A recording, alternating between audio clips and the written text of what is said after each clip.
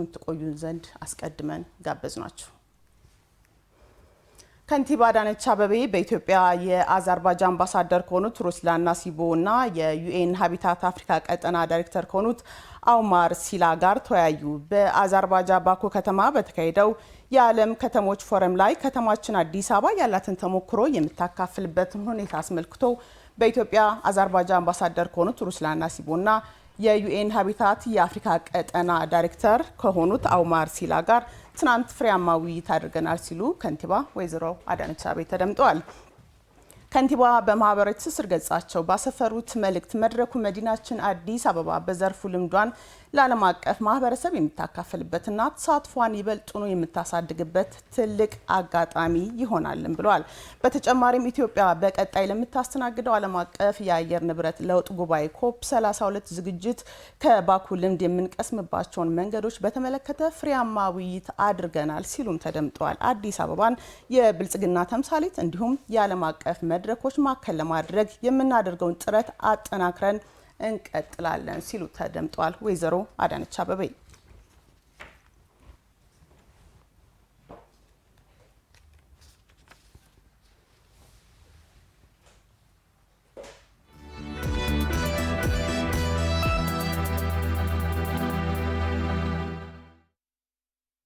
እንግዳ ወደ ምን ጋብዝበት ጉዳይ አለፍን። ኢትዮጵያ ከ3 ሀገራት ጋር በወንጀል የሚፈለጉ ሰዎችን አሳልፎ የመስጠትና ፍርደኞችን የማስተላለፍ የስምምነት አዋጆችን በምክር ቤት በዛሬው ዕለት አጽድቃለች። 6ኛው የሕዝብ ተወካዮች ምክር ቤት 5ኛ ዓመት የስራ ዘመን 9ኛ መደበኛ ስብሰባውን አካሂዷል።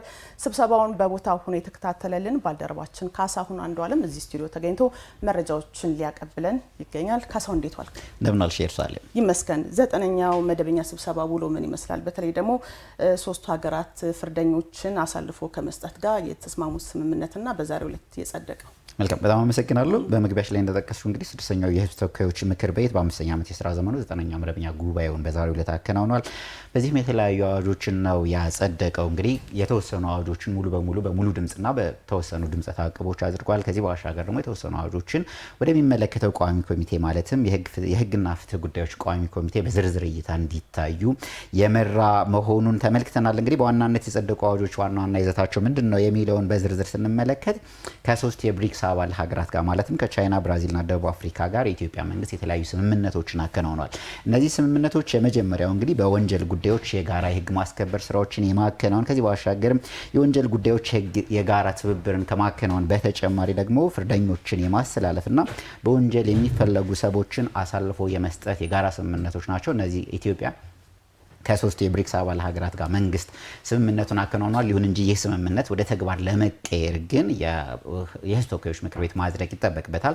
አዋጅ አድርጎ በዛሬው ዕለትም አጽድጎታል። እንግዲህ በዋናነት ከነዚህ 3 ሀገራት ጋር ከብሪክስ አባል ሀገራቱ ማለት ነው ከቻይና፣ ብራዚልና ደቡብ አፍሪካ መንግስታት ጋር የተደረጉ ስምምነቶች ኢትዮጵያ ከተለያዩ የዓለም ሀገራት ጋር ያላት ትብብር በኢንቨስትመንት በንግድና በተለያዩ መሰል የትብብር ማዕቀፎች ያለው ትብብር እያደገ መጥቷል። በዚህም ከቻይና ወደ ኢትዮጵያ የሚመጡ ከኢትዮጵያ ወደ ቻይና የሚሄዱ ከደቡብ አፍሪካ ወደ ኢትዮጵያ ከደቡብ አፍሪካ ወደ ቻይና ኢትዮጵያና ወደ ብራዚል የሚመላለሱ ዜጎች ቁጥር ከጊዜ ወደ ጊዜ እያደገ መጥቷል። ስለዚህም ወንጀልንና አጠቃላይ የወንጀል አስተዳደርን በጋራ መምራት አስፈላጊ ስለመሆኑ ተመላክቷል። በዚህም ሀገራቱ መንግስታት የጋራ ትብብር ማዕቀፎችን መስማማታቸው ተመላክቷል። የሕዝብ ተወካዮች ምክር ቤት እንግዲህ የተወሰኑ ጥያቄዎችን ጠይቆ ከሕግና ፍትህ ጉዳዮች ቋሚ ኮሚቴ ዝርዝር ማብራሪያ ተሰጥቶበት እነዚህ አዋጆች በአብላጫ ድምጽ እንዲጸድቁ አድርጓል ማለት ነው። እነዚህ አዋጆች መጽደቃቸው በተለይ ኢትዮጵያ የዲፕሎማሲ ስኬት ተደርጎ ነው የተወሰደው በምክር ቤቱ። በተለይም ደግሞ ኢትዮጵያ ከተለያዩ ሀገራት ጋር ያላት ትብብር ከጊዜ ወደ ጊዜ ዓለም አቀፍ ባለ ብዙ ወገን የዲፕሎማሲ ትብብሯ ከጊዜ ወደ ጊዜ እያደገ መምጣቱን የሚያመላክት ስለመሆኑ ተመላክቷል። በብሪክስ ማዕቀፍ ውስጥም እንግዲህ እነዚህ ሀገራት የተለያዩ ለወደፊት የሚያከናውኗቸው ዘርፈ ብዙ የኢንቨስትመንት ስራዎች፣ የንግድና ትስስር ማዕቀፎች ይኖራሉ። በዚህም እንግዲህ ለአሁኑ ብቻ ሳይሆን ለወደፊት ሊፈጸሙ የሚችሉ ወንጀሎችን እንዲሁም ደግሞ በህግ ጥላ ስር የሚገኙ በአሁኑ ሰዓት እንግዲህ በቻይናም በኢትዮጵያም በተለያዩ በደቡብ አፍሪካም ጭምር በርካታ ኢትዮጵያውያንና በርካታ ዜጎች መኖራቸው ይታወቃል። በዚህ በኢትዮጵያም ደግሞ በርካታ ቻይናውያንና ደቡብ አፍሪካውያን ጭምር የተለያዩ ሀገራት ዜጎች መኖራቸው ይታወቃል። እነዚህ ዜጎች ወንጀል ሲፈጽሙ ወይም ደግሞ የሀገራቱን ሕግ በሚተላለፉበት ጊዜ በሚመለከታቸው ውሳኔውን ካገኙ በኋላ በየሀገራቸው ሄደው የፍርድ ሂደታቸውን እንዲከታተሉ በሚያውቁት ባህል በሚያውቁት ሕግና አሰራር ሆነው የእርማት ጊዜያቸውንም እንዲከታተሉ የሰብአዊ መብታቸውንም በማክበር ሂደት ውስጥ ከፍተኛ ሚና ይኖረዋል ተብሎ ነው የሚጠበቀው። ከዚህ ባሻገር ምናልባት በተለያዩ ሀገራት ለምሳሌ በቻይናና ደቡብ አፍሪካ የሚገኙ ኢትዮጵያውያን እስረኞችም ካሉ የሕዝብ ተወካዮች ምክር ቤትም ሆነ ማንኛውም አካል ዜጎቹን ሂዶ የመጠየቅ መብትንም የሚያጎናጽፍ ነው። እነዚህ አዋጆች በአጠቃላይ የነዚህ አዋጆች መጽደቅ የሀገራቱን ትብብርና ዲፕሎማሲያዊ ግንኙነት እንዲሁም ደግሞ የኢንቨስትመንትና የንግድ ትስስር ከማሳደግ ባሻገር የዜጎችን ዴሞክራሲያዊና ሰብአዊ መብት ለማስጠበቅም ከፍ ያለ ሚና እንዳላቸውን የተመለከተው። ከዚህ ባሻገር የተለያዩ አዋጆችን በዝርዝር እይታ እንዲታዩ ለሕግና ፍትህ ጉዳዮች ቋሚ ኮሚቴ ተመርተዋል። በምሽት የዜና ሰዓታችን ግን አጠቃላይ እነዚህ በተለይ የወንጀልና የፍርደኞችን የማስተላለፍ ስምምነቶች ምን ምን አንድምታ አላቸው የሚለውን በዝርዝር ለተመልካቾቻችን የምናደርስ ይሆናል። ካሳሁን አንዱዓለም ላደረስከን መረጃ እናመሰግናለን። መልካም ቀን። አመሰግናለሁ።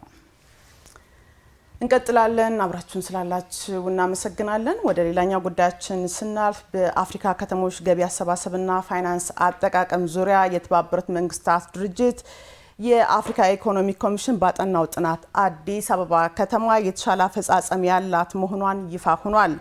የአፍሪካ ከተሞች ቀጠናዊ ያቻ ለአቻ የመማማሪያ አውደ ጥናት ተካሂዷል። ባልደረባችን ሰብስቤ ባዩ እዚህ ስቱዲዮ ተገኝቶ ጉዳዩ ምን ይመስላል፣ መርሃ ግብሩስ እንዴት ተጠናቀቀ፣ በመርሃ ግብሩ የተነሱ ሀሳቦችስ ምን ይመስላሉ ስንል መረጃ ልንጠይቅ ነው። ሰብስቤ እንዴት ዋልክ? እንደምን ዋልሽ ዮልስ? ይመስገን። አጠቃላይ መርሃ ግብሩ ምን ይመስል ነበር? ምን አይነት ጉዳዮች ተነሱ በመድረኩ? አመሰግናለሁ። እንግዲህ የአፍሪካ ከተሞች በተለይም እርስ በራስ በመማማር የተሻለ ተሞክሮዎችን ከአንዱ ወደ አንዱ በማስፋት ጭምር እድገታቸውን እንዲያፋጥኑ ለማስቻል የተለያዩ የአቻ ለአቻ የመማማሪያ መድረኮች በየጊዜው ይካሄዳሉ።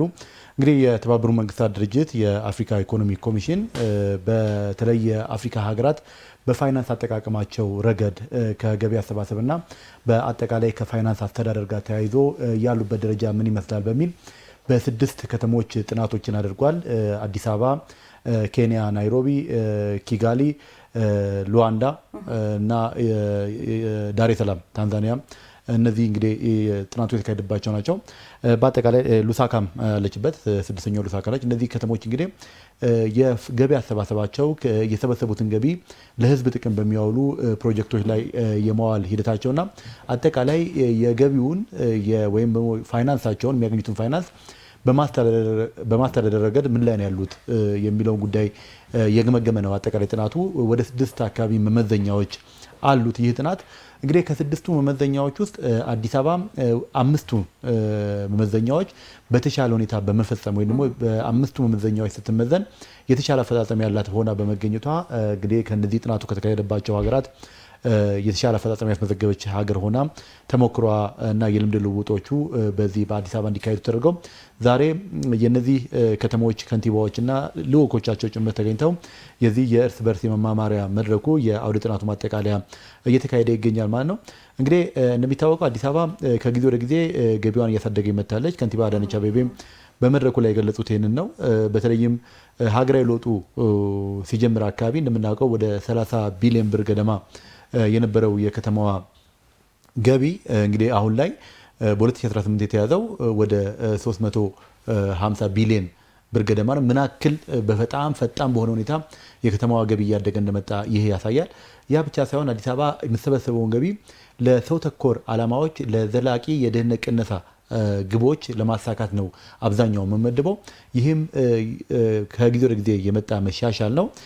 ለምሳሌ 70% እና ከዛ በላይ የሚሆነውን ገቢዋን ላለፉት 2 እና 3 ዓመታት ለካፒታል ፕሮጀክቶች እየመደበች ነው የመጣችው።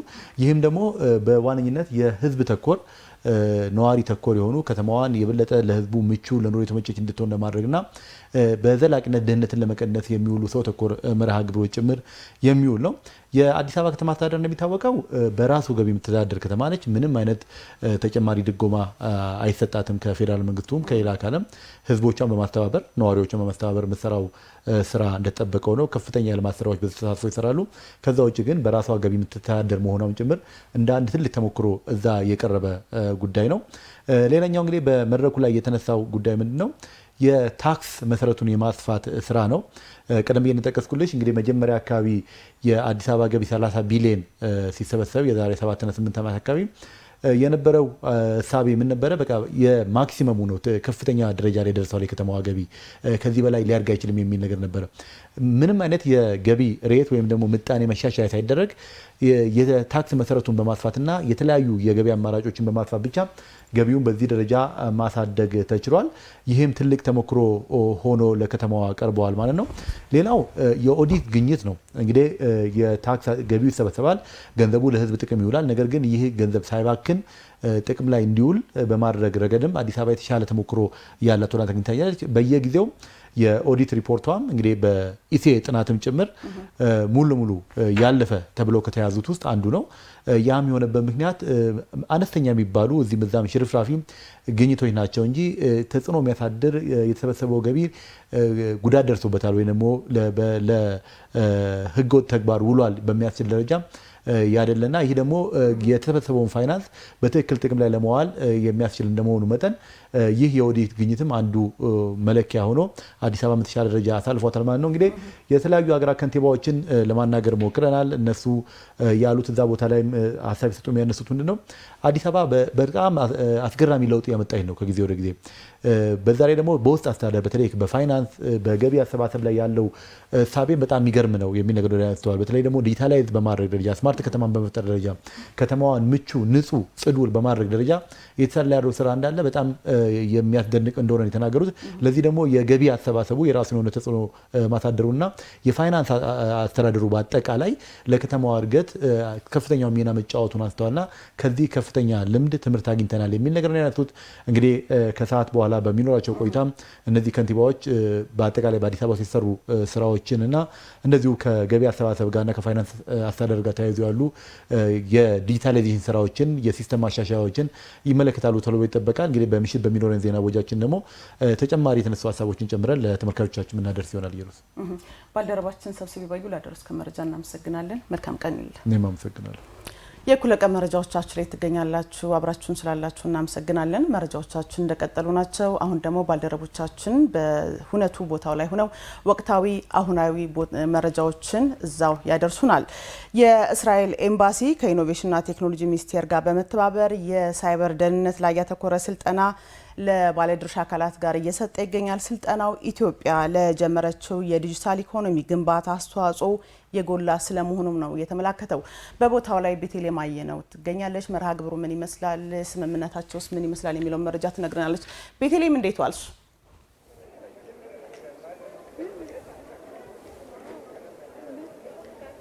አንቺ ባለሽበት ሁኔታ ያለው መረጃ ምን ይመስላል? አመሰግናለሁ። እንደምንላችሁ የተከበራችሁ ተመልካቾቻችን፣ እንደገለጽሽው የእስራኤል ኤምባሲ ከኢኖቬሽንና ቴክኖሎጂ ሚኒስቴር ጋር በጋራ በመሆን በተለይ የሳይበር ደህንነት ላይ ትኩረቱን ያደረገ ስልጠና እየሰጠ ነው የሚገኘው።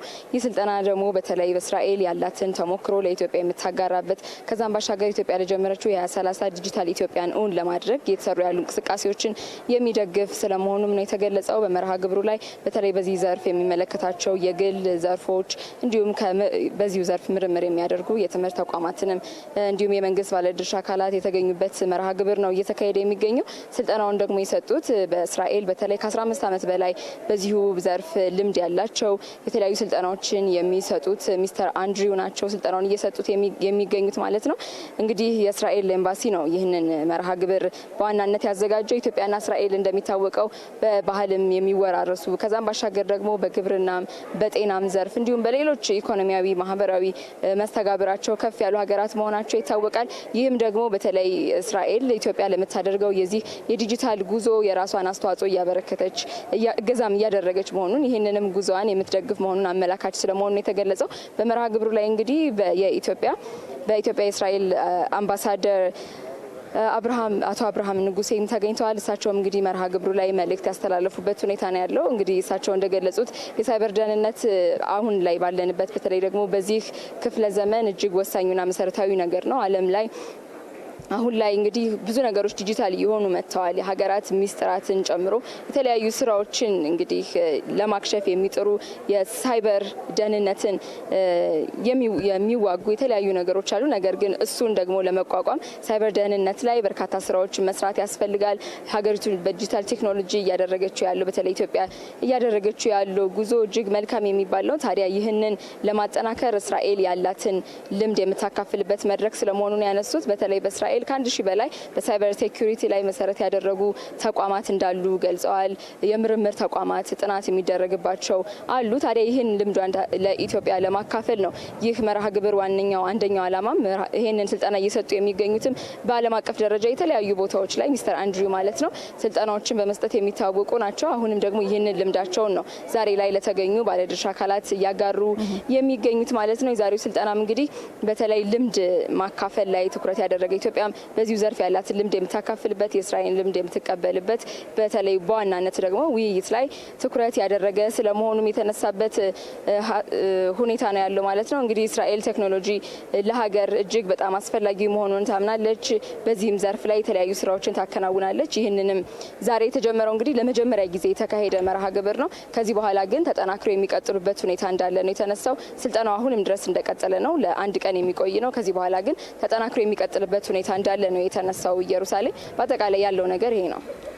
ቤተልሔም አየነው ለመረጃሽ እናመሰግናለን። መልካም ቀን ይሁንልሽ።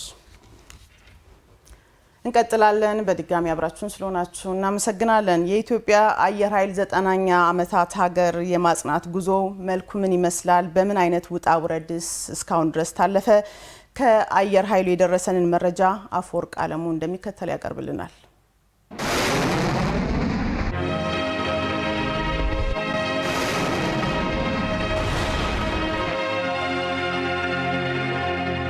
የዲፍን አፍሪካ አቪዬሽን ኢንዱስትሪ አብዮት አቀጣጣይ ሆኖ በ1928 ዓ.ም በነጻይቱ ኢትዮጵያ ሰማይ ስር ሲመሰረት የበዙት የአፍሪካ ሀገራት በመራራ የነጻነት ትግል ውስጥ ነበሩ።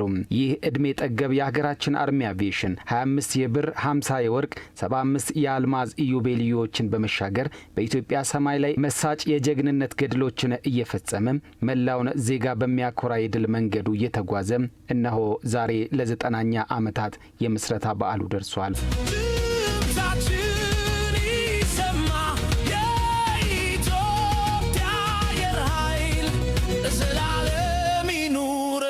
ይህ የኢትዮጵያውያን ሁሉ መኩሪያና መመኪያም የማያንቀላፋ የሰማያችን ንቁ ዘብ 90 ክረምትና በጋዎች ሲፈራረቁ የተመለከተ የእድሜ ባለጸጋ ብቻ አይደለም።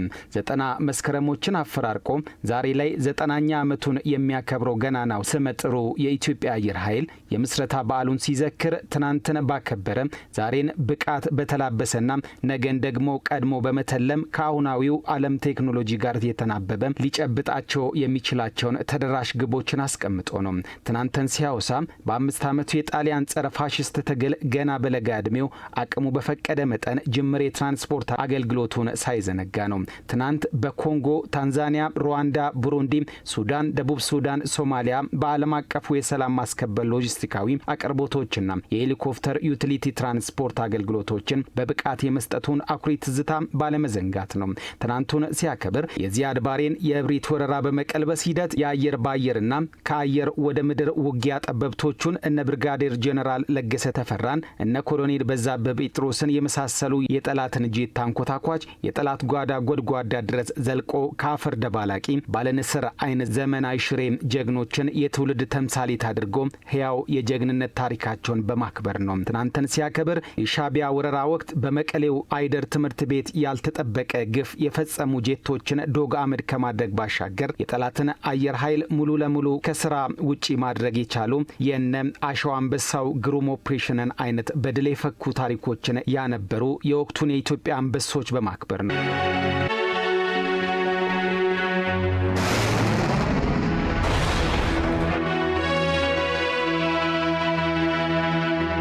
ትናንትን ሲያከብር የታሪካዊ ጠላቶቻችን ተሻራኪ ከሃዲያንን አደብ በማስገዛት ኢትዮጵያን ያጸኑ የቁርጥ ቀን በራሪ ነብሮችን በማክበር ይሆናል። ከትናንት ወደ ዛሬው ሲመጣም የኢትዮጵያ አየር ኃይል የዛሬውን የዓለማችን አርሚ አቪዬሽን የቴክኖሎጂ እድገት ባናበበም ቴክኖሎጂን ከእውቀት እውቀትን ከክህሎት አጣምሮ የያዙ አስተማማኝ ሙያተኞችን በማፍራት መጠነ ሰፊ የሰው ኃይል ልማት ላይ በሚገባ እየሰራ ነው። ትናንትን ከዛሬ ጋር ሲያዋደድ የመኖሪያው ቢሾፍቱ ምድረ ግቢ አጽድቶም አስውቦና የታላቅ ሀገር ታላቅ አየር ኃይልነቱን አስመልካች ውብ ገጽታ ገንብቶ ነው። የኢትዮጵያ አየር ኃይል ዛሬ ላይ የ90 ዓመታት አንጋፋነቱንና ልምድ ጠገብነቱን ከዘመኑ የቴክኖሎጂ የረቀቁ የፈጠራ ውጤቶችን በመታጠቅ ተቋማዊ አቅሙን ወደ ከፍታ አሸጋግሮታል። የ90ኛ ዓመት አንጋፋው ሰማያዊ ንስር የምስረታ ክብረ በዓሉን ሁነቶች ሲከውን በበዙ ዓለም አቀፍ አቻ ተቋማት ጋር የፈጠራቸውን ትብብራዊ ግንኙነቶችን በጉልህ በሚያሳዩ መርሃ ግብሮች ታጅቦ መሆኑም አኩሪ ያደርገዋል። የኢትዮጵያ አየር ኃይል ትናንትን ባከበረ ዛሬን ብቃት በተላበሰና ነገን በሚጨብጥ ተስፋ የሚያመላክቱ ሁነቶች በ90ኛ ዓመት የምስረታ በዓሉ ሁነቶች ከፊታችን ባሉ ቀናት እየተገለጡ የሚታዩ ይሆናል።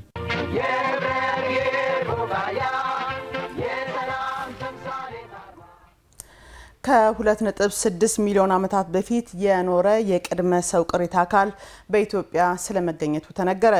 በአሜሪካ የቺካጎ ዩኒቨርሲቲ ተመራማሪ በሆኑት ፕሮፌሰር ዘረሰናይ አለምሰገድ የተመራው የጥናት ቡድን በአፋር ክልል ሚሊሎጊያ መካነ ቅርስ ውስጥ ከ2.6 ሚሊዮን ዓመታት በፊት የኖረ የፓራንትሮፕስ የተሰኘ የቅድመ ሰው ዝርያ ቅሪተ አካል ስለመገኘቱ ነው ያስታወቁት። ራሂል አበበ ተጨማሪ መረጃ ይዛብታለች።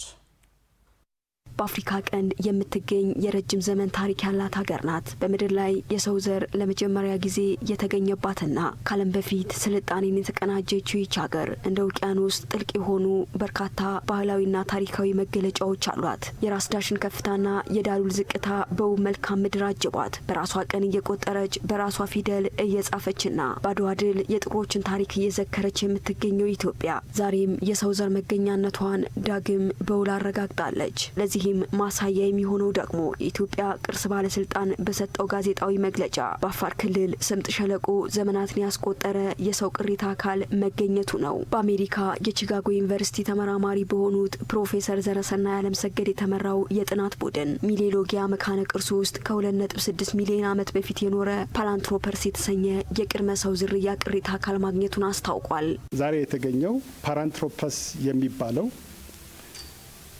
ዝርያው ለየት ያለ ከደቡብ አፍሪካ እስከ ሰሜን ኬንያና ደቡብ ኢትዮጵያ ውስጥ ተገኝቶ ግን አፋር ውስጥ ይሄ ሁሉ ነገር እየተገኘ ተገኝቶ አያውቅም ነበረ። ስለዚህ አፋር ውስጥ ምን ቀረ ቢባል የቀረው አሁን ፓራንትሮፐስ የሚባለው እድሜው 2.6 ሚሊዮን ዓመት የሆነው የቅድመ ሰው ዝርያ መገኘቱ ነው። የአፋር ስምጥ ሸለቆ ዛሬም እንደ ትናንቱ ለሳይንቲስቶች ክፍት መጽሐፍ ሆኗል። እያንዳንዱ ቁፋሮና እያንዳንዱ የተገኘ አጥንትም የሰው ልጅ ከጥንት ጀምሮ ያደረገውን ትግልና እድገት የሚያሳይ መሆኑንም ፕሮፌሰሩ ጠቁመዋል። በተለይ አሁን የተገኘው ቅሪት ደግሞ በአይነቱ የተለየ መሆኑን አንስተው ይህም ስለ ሰው ልጆች ዝግመተ ለውጥ ጉዞ አዲስ እይታን እየፈጠረ ሆኗልን ብለዋል። ይሄ የቅድመ ሰው ዝርያ ፓራንትሮፐስ ዋናው መገለጫው በጣም ትላልቅ መንጋጋ፣ ጥርስ፣ ትላልቅ የጭንቅላት ማስልስ በጣም ስለሆነ በጣም ስፔሻላይዝድ የሆነ ለሆነ ኢንቫይሮንመንት የተደላደለ እንጂ ሁሉንም ቦታ መድረስ አይችልም ብሎ ማሰብ ነበረ በሳይንቲስቶች እኔንም ጨምሮ ማለት ነው። ለዚህም ነው እስከ አፋር ድረስ ያልዘለቀው ብለን እናስብ ነበረ። የአሁኑ ግኝት የሚያሳየን እንደ ሆሞ እንደምንለውና አውስትራሎፒቴከስ እንደምንላቸው ማለት እነ ሉሲ ሰላም ማለት ነው። አውስትራሎፒቴከስ እንደነሱ እስከ አፋር ድረስ ዘልቆ ይኖር እንደነበረ ያሳያል። ላንድ ኦፍ ኦሪጂንስ የምንለው ሙሉ ሆነ ማለት ነው። በምስራቅ አፍሪካ ቀንድ በፀሐይ በጋለው የአፋር በረሃ ስር የዓለምን ታሪክ የሚቀይር ሚስጥር አሁንም ተቀብሮ ያለበት ስለመሆኑ ይነገርለታል። የጥናቱ ባለቤት ፕሮፌሰር ዘረሰናይም ይህ ስፍራ የድንጋይ ክምር ብቻ ሳይሆን የሰው ልጅ ሁሉ የጋራ ቤት፣ የታሪካችን መጀመሪያ ነው ሲሉም አክለዋል። ይህም የኢትዮጵያን የሰው ዘር መገኛነት ብቻ ሳይሆን ገጽታዋንም የሚቀይር መሆኑን በማንሳት ኢትዮጵያ በሳይንሱ ዓለም ውስጥ አክተር ትሆናለች ማለት ነው። በእኛም በኩል አድርገሽ አስቢው፣ ግን በራሱ በመስሪያ ቤቱም አድርገሽ አስቢው የሳይንስ ውስጥ ተሳታፊ ትሆናለች ማለት ነው። ይሄ ቱሪዝም ለማስፋፋት ሲታሰብ ለምሳሌ የድሮ ሞቶ ታስታውሳላችሁ 13 months of sunshine ነበረ which is beautiful lovely። ስለዚህ ይሄን በአጠቃላይ ሰብሰብ አድርጎ የራሳችን የጊዜ አቆጣጠርን አለ የሚያሳየው እሱን ጨምሮ የሂውመን ክሬድልን ጨምሮ የቡናን ጨምሮ የናይልን ጨምሮ የፔትሪዮቲክ ፓተርንስ የአፍሪካን ኢንስፓየር ያደረገው ሁሉን ጨምሮ ይሄ ላንድ ኦፍ ኦሪጂንስ የሚለው ሞቶ በመጠቀም ቱሪዝም ለማስፋፋት ሳይንሱን መስራት እና ገጽታ ግንባታ ላይ ትልቅ አስተዋጽኦ አለው። በአፋር ክልል ፓራንትሮፐርስ የተሰኘው አዲስ የቅድመ ሰው ዝርያ ቅሪተ አካል በፕሮፌሰር ዘረሰናይ አለምሰገድ በሚመራ የጥናት ቡድን መገኘቱን የተናገሩት የኢትዮጵያ ቅርስ ባለስልጣን ምክትል ዳይሬክተር ኤልያስ ሽኩርም የግኝት ኢትዮጵያ የሰው ዘር መገኛ መሆኗን ባለም መድረክ ይበልጥ የሚያረጋግጥ ሲሆን ለሀገሪቱ የቱሪዝምና የዲፕሎማሲ ዘርፍም ከፍተኛ ፋይዳ እንደሚኖረው ተናግረዋል። ኢትዮጵያ በዘርፉ ያላትን ብቃትና ግንባር ቀደምትነት የጀመርነውን ስኬት የበለጠ የሚያጠናክር ይሆናል። ይህ ደግሞ ኢትዮጵያ በብዙ ነገሮች የቀደምት ሀገር መሆኗን የሚያረጋግጡ ብሎም በቱሪዝም ዘርፍ በዲፕሎማሲ እንቅስቃሴ ዙሪያ ጉልህ ሚና ይጫወታል። እንደ ምክትል ዳይሬክተሩ ገለጻ ይህ የምርምር ስራ ስኬታማ እንዲሆን ላበረከቱት ተመራማሪዎች የእንኳን ደስ አላችሁ መልእክትም አስተላልፈዋል። በቀጣይም ለዘርፉ ምርምር አስፈላጊውን ድጋፍ እንደሚያደርጉም በመግለጽ ሴቶች የመቻል ብቃታቸውን እንዲያሳድጉና በተቋማት ተተኪ አመራሮችን ለማፍራት የሴቶች ፎረም ምስረታ ወሳኝ መሆኑን የአዲስ አበባ ከተማ አስተዳደር ስራና ክህሎት ቢሮ አስታወቀ። ቢሮው የ14 ቴክኒክና ሙያ ኮሌጆች አመራሮችና አሰልጣኞችን ያካተተ ከተማ አቀፍ የቴክኒክና ሙያ ሴት አመራሮችና አሰልጣኞች ፎረም ምስረታ አካሂዷል። አለሙ ኢላላ አዘጋጅቶታል። ምትኩ ተሾመ እንዲህ ያቀርበዋል። በአዲስ አበባ ከተማ ከሚገኙ የመንግስት 14ቱም ቴክኒክና ሙያ ኮሌጆች የተውጣጡ አመራሮችና አሰልጣኞችን ያሳተፈ የፎረም ምስረታ ተካሂዷል። ፎረሙም በአደረጃጀትና በቀጣይ አቅም ግንባታ ላይ ስለሚሰሩ ዝርዝር ጉዳዮች ከተወያየ በኋላ የስራ አስፈጻሚዎችንና የኮሚቴ አባላትን ምርጫ አካሂዷል። የቴክኒክና ሙያ ሴት አመራሮችና አሰልጣኞች ፎረም መመስረት በተቋማት ውስጥ የሚገኙ ሴት አመራሮችና አሰልጣኞች ልምድና ክህሎት የሚለዋወጡበት፣ እኩል ተሳታፊነታቸውን ይበልጥ የሚያረጋግጡበት መሆኑንም የአዲስ አበባ ከተማ ስራና ክህሎት ቢሮ የውጤት ተኮር ስልጠናና ተቋማት ልማት ዘርፍ ምክትል ቢሮ ኃላፊና የፎረሙ ሰብሳቢ ወይዘሮ ዳግማዊት ግርማ ተናግረዋል። ሴቶችን ወደፊት ለፊት ለማውጣት ከማገዙም ባሻገር ሴቶች እርስ በራሳቸው እንዴት መደጋገፍ አለባቸው፣ እንዴት አንዱን እያጠናከረ አቅምና ልምዶችን ሼር እየተደራረገ እንዴት ወደፊት ለፊት መውጣት ይቻላል፣ ተተኪ አመራሮችን እንዲሁም ደግሞ እነኚህ ጾታ ተኮር ተደርገው የነበሩ ዘርፎች ላይ የተማሪዎች ተሳትፎ በቁጥር ደረጃ መጨመር እንዲችል ወይም ወደ ሀርድ ስኪል ብለን ወደምንፈርጀው ወደዛ ዘርፍ ላይ የሴቶችን ወደዛ ዘርፍ የመቀላቀል ሁኔታ ከማንሰራፋት አንጻርና በስፋት ወደዛ እንዲገቡ የማድረግ እችላለሁ የሚለውን መንፈስም ከማንገስ አንጻር በእችላለሁ እሳቤ መንቀሳቀስ እንዲቻል ትልቅ አቅም ይሆናል ብለን እናስባለን። የፎረሙ መመስረት አባላቱን ብቻ ሳይሆን የፈጠራና ክህሎት ማበልጸጊያ የሆነውን የቴክኒክና ሙያ ተቋማትንም ጭምር ተጠቃሚ የሚያደርግ ነው ያሉት ምክትል ቢሮ ኃላፊዋ በእውቀት የበቁና ተወዳዳሪ የሆኑ ሴት አመራሮች እንዲኖሩት ያደርጋል ብለዋል። ለተቋማቶቹ የሚኖረው ኮንትሪቢዩሽን የበቃች ሴት፣ ተወዳዳሪ ሴት፣ በራስ መተማመኗ የጨመረ ሴት መሪ፣ አሰልጣኝ፣ ሰልጣኝ እንዲኖረው እገዛ ማድረግ የሚችል ስለሆነ በዛ ልክ ደግሞ የተቃኘች ሴት አለችን ማለት ቀጣይ ተተኪ አመራር የማፍራት እድላችንን በጣም ሰፊ ያደርገዋል። የፎረሙ መመስረት የሴት አመራሮችና አሰልጣኞችን ተሳትፎና የመፈጸም አቅም የበለጠ ለማሳደግ ምቹ ሁኔታዎችን የሚፈጥር መሆኑን የተናገሩት አዲስ ተመራጭ የፎረሙ ኮሚቴ አባላት ፎረሙ የተመሰረተበትን ዓላማ ለማሳካት እንደሚሰሩም ተናግረዋል። በሚወርደው እቅድ መሰረት እቅዶችን ማቀድ በተለይ ይሄ ከፋይናንሻል አቅም ጋር ከተለያዩ ነገሮች ጋር ተያይዞ ሴቶች ኢምፓወር የሚሆኑበትን መንገድ መፍጠር፣ ከዛ ውጭ ደግሞ ሴቶች እርስ በርሳቸው እንዲተጋገዙ የማድረግ የመረዳዳት ባህላቸውን አጠናክረው እንዲሄዱ የማድረግ ስራ ተጋግዘው ወደ ውጤታማነት እንዲመጡ ከወንዶች እኩል ተሳታፊ እንዲሆኑ በተለይ እነዚህ የአካታችነት ምንድነው ፍትሃዊነት ግልጸኝነት፣ ተጠያቂነት ና የሚሉትን መርሆችን ኢምፕሊመንት እናደርጋለን ብለን እናስባለን። በዋናነት የኛ ኮሚቴ የሚሰራ ስራ ምንድነው? ሴቶች ላይ ማግኘት የነበረባቸው በተለያየ ምክንያት ሊሆን ይችላል አቅም እያላቸው መስራት እየቻሉ ግን በብዙ ነገር ያው ከማህበረሰቡ ከአመለካከትም ከኛም ከሴቶችም ወደ ኋላ የማለት ነገር አለና ምናልባት ያንን ያላገኙትን ቻንስ ማግኘት እየቻሉ አቅሙ እያላቸው ማግኘት እየቻሉ ማግኘት እንዳይችሉ የተደረገባቸው መንገድ በህግና በአግባቡ እንዲፈታላቸው በማድረግ ወደፊት የሚመጡበትን መንገድ ምናመቻቸው ይሆናል ማለት ነው። የቴክኒክና ሙያ ሴት አመራሮችና አሰልጣኞች ፎረም 7 የስራ አስፈጻሚ፣ 5 የትምህርትና ስልጠና፣ 3 የቅሬታ ሰሚና 5 የሀብት አፈላላጊ ኮሚቴዎችን በመምረጥ ምስረታውን አካሂደዋል። የጥሩነሽ ቤጂንግ አጠቃላይ ሆስፒታል ቀልጣፋና ጥራት ያለው አገልግሎት እየሰጠ ስለመሆኑ ተገልጋዮች ተናገሩ። ሆስፒታሉ ያለፉት 6 ወራት የስራ አፈጻጸም ግምገማ መድረክም አካሂዷል። ሄለን ጀንበር ያዘጋጅተዋለች። አፈወርቅ አለሙ እንደሚከተል ያቀርበዋል። ተከተል አበበ የሁለት ልጆች አባት ነው። የሱንና የቤተሰቦቹን የዕለት ጉርስ ለመሸፈን የተለያዩ ስራዎችንም ይሰራል። በአንድ የተረገመ ቀን ግን ከአንድ የሙያ አጋሩ ጋር በመሆን የጋራ መኖሪያ ቤቶችን ቀለም በሚቀቡበት ወቅት ታዲያ ተከተልን ያላሰበው አደጋ ይገጥመዋል። ቀለም እየሰራን ግሪና የኮንዶሚኒየም የጋራ መኖሪያ ቤት ቆየፈቼ ኔትወርክ አካባቢ ነው እየሰራው ያለው 4 ሰዓት ተኩል ላይ ዊንቹ በጀርባ በኩል ያለው ሴፍቲ ተበጥቶ ነው ሁለቱን የወረደ ነው። በዚህ በኩል እንጨቱ በዚህ ገብቶ በዚህ ወጣ። አደጋው እንደተፈጠረ ወዲያው የሚረዳው ሰው እንዳልነበረ የሚናገረው ተከተል የወደፊት ህልሙንና የልጆቹን ተስፋ ያጨለመ እንደነበረም ያወሳል። እንጨቱ መደገፊያ ነው የሚመስላቸው ለሰዎቹ።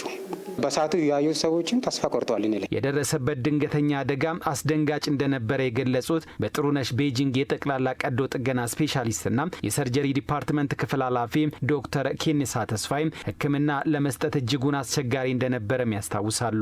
ኦልሞስት ወደ 3 ሜትር አካባቢ የሚሆን እንጨት በግራ በኩል ሆዱ ላይ ገብቶ በቀኝ በኩል ወጥቶ እሱ መሀል አካባቢ ላይ ነው ያገኘ ነው። ከዛ በኋላ የምርመራዎቹን ከጨረሰን በኋላ ቀጥታ ወደ ድንገተኛ ቀዶ ጥገና ክፍል ነበር የወሰድ ነው። ቀዶ ጥገና ብዙም ወደ 1 ተኩል ሰዓት አካባቢ ነው የፈጀው። በጥሩ ሁኔታ ነበር ያለቀው። ለነዚህና ለሌሎችም የሕክምና አገልግሎቱን እየሰጠ የሚገኙ ጥሩነሽ ቤጂንግ አጠቃላይ ሆስፒታል ባለፉት 6 ወራት የተገልጋዩን እርካታ ለማሳደግ ዘርፈ ብዙ ስራዎችን ስለመስራቱ የሆስፒታሉ ዋና ስራ አስኪያጅና የጽንስና የማህፀን ስፔሻሊስት ዶክተር እሸቱ ታደለ ይናገራሉ። ስፔሻሊ እናቶች ማለት ነው ለአልትራሳውንድ አገልግሎት ለላብራቶሪ አገልግሎት ወደ ውጭ ይወጡ ነበር። አሁን ግን አገልግሎቱን አሻሽለን ላብራቶሪያችንን አዘምነን በዛ ልክ አገልግሎት እየሰጠን ያለ ነው። ምናልባት በዚህ 6 ወር ውስጥ አንድም የእናት ሞት የለም። አሁን ላይ ተከተል ጤናው ተመልሶ ተስፋውም ለምልሞ በተደረገለት ሕክምና እያገገመም ይገኛል። አገልግሎቱ በጣም ከፍተኛ አገልግሎት እየሰጡ ነው። እንግዲህ እግዚአብሔር ይመስገን ከእግዚአብሔር በታች በዶክተሮች እጅ ዳንኩ። አሁን ያለበት ደረጃ በጣም ደስ የሚል ነገር ነው። አሁን ቁስል የማጠብ ሂደታ ነው እንጂ በጣም ጥሩ ጤንነት ላይ ነው የሚገኘው። በሆስፒታሉ ሲገለገሉ ያገኘናቸው ሌሎች ታካሚዎችም የሚሰጠው አገልግሎት ይበል የሚያሰኝ እንደሆነም ይናገራሉ። በተለይም ለእናቶች ቀልጣፋና ጥራት ያለው አገልግሎት በመስጠት እፎይ ያስባለ ተግባር እያከናወነ ስለመሆኑም እንዲሁም ክትትል ያደረጉት ሰላም ፍሬ ጤና ጣቢያ ነበረ። ከዛ ሪፈር ተደርጌ ወደ ቤጂንግ መጥቼ ነው። እዚህም ያለው የክትትላቸው እያንዳንዱ እንትን አሪፍ ነበረ። የሚያደርጉት ነገር የግል ላይ ራሱ የማይገኙ ማሽኖች እዚህ ይገኛሉ እና አሪፍ ነው። በጣም ጥሩ ነው። በጣም ከነርሶቹም ከዶክተሮቹ ጨምሮ እኔ እንጃ በጣም ጥሩ ናቸው ሲበዛ ማለት ነው። እዚህ ባለቤት ታማ ነበረ በእርግጥ በእርግዝና ጉዳይ እና በኬዝ ጉዳይ እዚህ መጣን 2 ወራችን ነው። የ2 ወር ውስጥ 1 ሳንቲም አላወጣው ውጪ ምንም ነገር ያሰራሁት ነገርም የለም። የሰጠሁት ነገር የለም። መድኃኒት የገዛሁት መድኃኒትም የለም። አንሷል የለም የተባልኩትም ነገር የለም። አሞኛለም ቆረጠኝም ብትልም ወዲያው እኛ ከመናገራችን ከመጠየቃችን እነሱ የመቅረባቸው አገልግሎት የመስጠታቸው እንትን በጣም የተመችቶኛል። ሆስፒታሉ በቀጣይ ክፍተቶችን በመለየት እነዚህንና ሌሎችን መሰል አገልግሎቶችን በማስፋት የተገልጋዩን እርካታ ለማረጋገጥ እንደሚሰራም ተመላክቷል። 39ኛው የአፍሪካ ህብረት የመሪዎች ጉባኤ በመጪው የካቲት ወር በመዲናችን አዲስ አበባ ይካሄዳል። ጉባኤው ዘላቂ ውሃ አቅርቦት፣ ደህንነቱ የተጠበቀ የንጽህና አጠቃቀም ስርዓትን ለማረጋገጥና የ2063 አጀንዳ ግቦች ለማሳካት በሚል መሪ ቃል የሚካሄድ ይሆናል። ንጽህና፣ አስተማማኝ የውሃ አቅርቦት መሰረታዊ ፍላጎታቸው ለሆኑት አፍሪካውያን ሀገራትና መንግስታት ይህንን ማረጋገጥ ለማስቻል በእርምጃቸውም ይገመገማሉ። ሪፖርተራችን ጸጋ ታደለ ህብረቱ ጉባኤ መሪ ቃል ላይ ያተኮረ ዘገባ አዘጋጅታልናለች። የህዝብ ቁጥር እያደገ ሲመጣ ለተለያዩ አገልግሎቶች የሚውል የንጹህ ውሃ ፍላጎትም ይጨምራል። የአየር ንብረት ለውጥ፣ የህዝብ እድገት፣ የከተሜነት በፍጥነት መስፋፋትና ውሃን በአግባቡ አለመጠቀም የውሃ ደህንነትና ዘላቂ አቅርቦት ላይ ተጽዕኖ አሳድሯል። የንጽህና አጠባበቅ የአፍሪካ አንዱ ፈተና ነው። በሚሊዮኖች የሚቆጠሩ ዜጎች መሰረታዊ የሚባል የንጽህና መጠበቂያ መሰረተ ልማቶችን አያገኙም። የ2025 ጥናት እንደሚያሳየው በአህጉሪቱ ከ400 ሚሊዮን በላይ ዜጎች ለንጹህ መጠጥ ውሃ እጥረት የተጋለጡ ናቸው። እነዚህም ለውሃ ወለድ በሽታዎች ተጋላጭ የመሆን እድላቸው ይጨምራል። የተባበሩት መንግስታት ድርጅት በአውሮፓውያኑ 2015 ባካሄደው ጠቅላላ ጉባኤ ካወጣቸው 17 የዘላቂ ልማት ግቦች መካከል አስተማማኝ የውሃና የንጽህና አቅርቦት ለሁሉም የሚል ይገኝበታል። ከዚህ ውስጥ ግብ 6 ተብሎ የሚታወቀው የዘላቂ ልማት ግብ ደግሞ አንዱ ነው። ነገር ግን የአፍሪካ ሀገራት ይህንን ዘላቂ የልማት ግብ በማሳካት ረገድ በርካታ ተግዳሮቶች ገጥመዋቸዋል። በመጪው የካቲት መግቢያ 2018 ዓ.ም በአዲስ አበባ የሚካሄደው 39ኛው የአፍሪካ ህብረት የመሪዎች ጉባኤ ዘላቂ የውሃ አቅርቦትና ደህንነቱ የተጠበቀ የንጽህና አጠባበቅ ስርዓቶችን ማረጋገጥ ለአጀንዳ 2063 ግቦች ስኬታማነት የሚል መሪ ቃልን አንግቧል። መሪ ሀሳቡን ያረቀቀው የአፍሪካ ህብረት ኮሚሽን የግብርና ገጠር ልማት፣ አረንጓዴ ኢኮኖሚና ዘላቂ ከባቢ አየር ኮሚሽን ነው። ኮሚሽነሩ ሞሴስ ቪላካቲም በግንቦት ወር በዛምቢያ ሉሳካ በተካሄደው 3ኛው የፓንአፍኮን ጉባኤ ላይ አፍሪካ ችግር የሆነባት ዘላቂ የውሃ አቅርቦትና ደህንነቱ የተጠበቀ የንጽህና ጉዳይ መሆኑን ጠቅሰው ነበር። አፍሪካ የንጹህ መጠጥ ውሃ አቅርቦት እጥረት እንዲሁም የውሃ መሰረተ ልማቶች አለመሟላት ትልቁ ችግሯ ነው። በእያንዳንዱ የአፍሪካ ከተሞች የሚስተዋል ችግርም ነው። ከዓመታት በፊት የተገነቡት መሰረተ ልማቶች በፍጥነት እያደገ ከመጣው የህዝብ ቁጥር ጋር አልተጣጣመም። በ2019 የተደረገ ጥናት በአፍሪካ ጅቡቲ፣ ሞሮኮና ናሚቢያ ከባድ የውሃ ችግር ያጋጥማቸዋል ተብለው ከተለዩት በርካታ ሀገራት መካከል ይገኙበታል። የ2025 መረጃዎች እንደሚጠቁሙት ደግሞ እንደ ሞሪሺየስ፣ ግብጽና ጋና ያሉ የአፍሪካ ሀገራት የውሃ አቅርቦት ሽፋናቸውን ማሻሻል ችለዋል። ቤኒን፣ ኢትዮጵያና ማላዊ ደግሞ ተደራሽነትን ለማስፋት በንቃት ኢንቨስት ከሚያደርጉ ሀገራት ተርታ ተመድበዋል። አሁንም ግን በበርካታ የአፍሪካ ክፍሎች በተለይም በገጠሪቱ አካባቢዎች ትልቅ ፈተናዎች መኖራቸው እሙን ነው። የውሃ ጉዳይ ለአፍሪካ የህልውና፣ የደህንነት፣ የዘላቂ ኢኮኖሚ እድገትና የሁለንተናዊ ብልጽግና መሰረት መሆኑን የተስማሙት መሪዎቿ በአፍሪካ ህብረት የመሪዎች ጉባኤ ላይ በስፋት ይመክራሉ ተብሎ ይጠበቃል። ጉባኤው ሁሉም አፍሪካዊ ንጹህ፣ ደህንነቱ የተጠበቀና በቂ ውሃ ለመጠጥ፣ ለግብርና፣ ለኢንዱስትሪ እንዲሁም ለሌሎች ፍላጎቶቹ እንዲያገኝ የማድረግ ራዕይን ለማስተዋወቅም እድል እንደሚፈጥር ታምኖበታል።